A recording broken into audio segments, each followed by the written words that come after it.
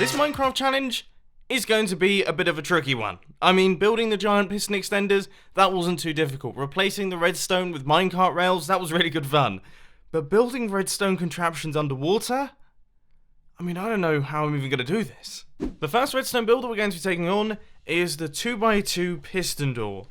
Now, I actually think I've come up with a way that I could do this in a really simple fashion. We could literally just have sticky pistons, and then we could have observers facing downwards and blocks like that, and then we need to somehow power both of these, which I've just thought we can't actually have a lever. I don't know what we're going to use as our input.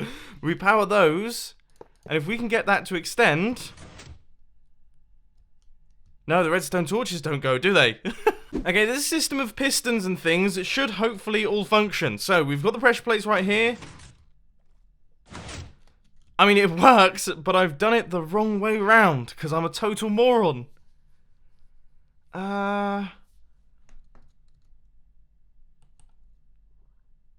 and that's actually... that makes it difficult. I think I've done it. I think I've created something that will work. So, we have got ourselves a pair of pressure plates right here. We stand on top of them. It opens up our door. We go through to the other side, and that is all functioning too.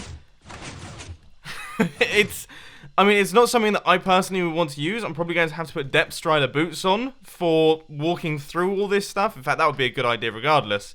But this is what it looks like. Pressure plates, extending pistons, redstone blocks. There's actually no observers in this thing. And, yeah, I would say... kind of works like a charm. Also, can I just say, I apologise for the sound of building works, and also the pigeon outside my window. Neither of which I have any control over. So I would call this a bit of a success. This has gone pretty well. Now we're going to move on to the next one, which is going to be a piston feed tape. One of my favourite circuits to do in actual redstone, above water redstone. But I really am struggling to fathom how I'm actually going to pull this off underwater. Oh, it's going to be a tricky one. Now, this system could actually be quite a smart way to do it. So we have these three here. These three observers will give us a 3-tick delay, whereas this one will only give us a 1-tick delay. So that should be the slotting mechanism. Now we just have to cause an update to these without that happening. Now, the way that I would suggest doing that is actually using a dropper. And then, look, you can see. That will work. Okay, that's good. Let's see what happens here then. So we've got the sticky piston down at the bottom, and then we power that.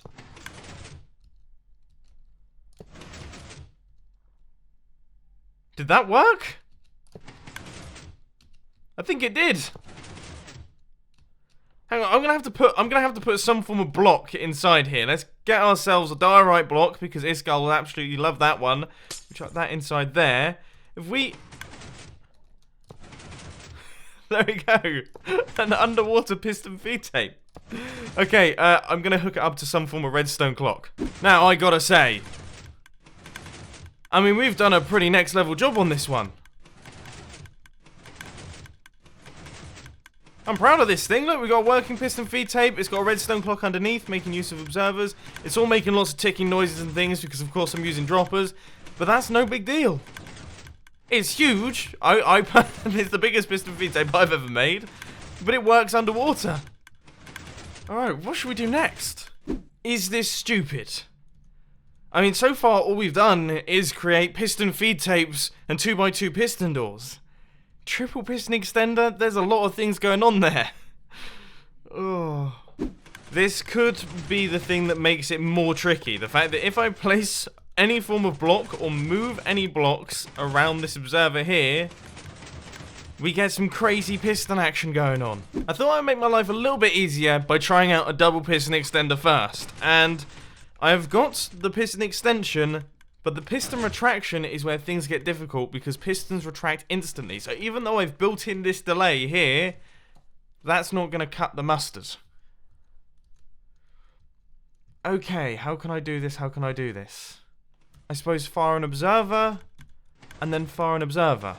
I mean, I already have an observer there, so I could just put one out the back. Yes, I actually did something slightly different, and it ended up working really well. So I kind of flipped over the way that the piston extensions and retractions work. So this piston here, when it retracts, it will cause all of these pistons to extend, which that's the built-in delay, because pistons take, I think, 1.5 ticks to extend. I can't actually remember how long pistons take to extend.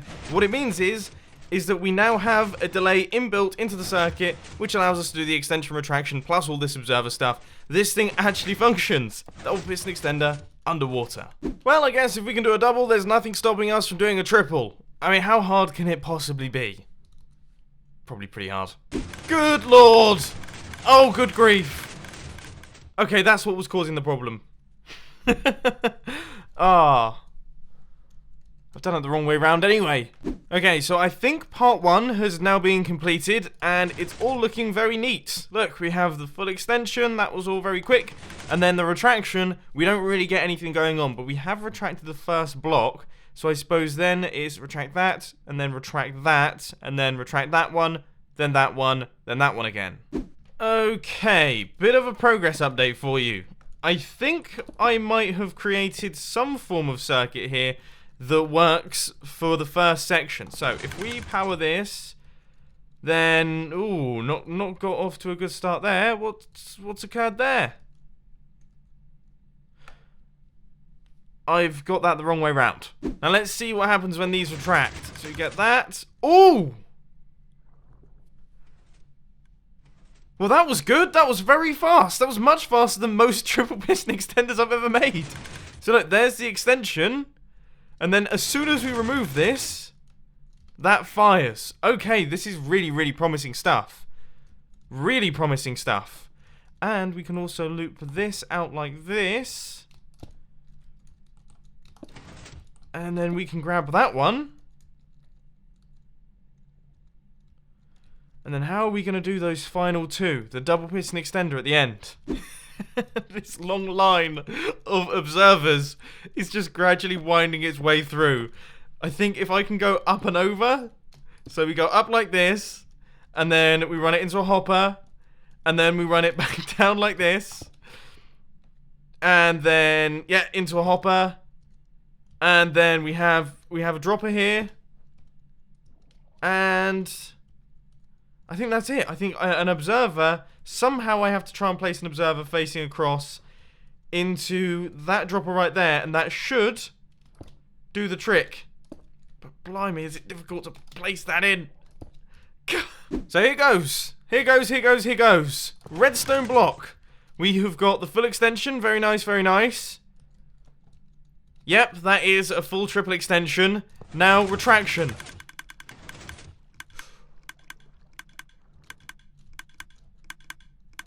That sounded good,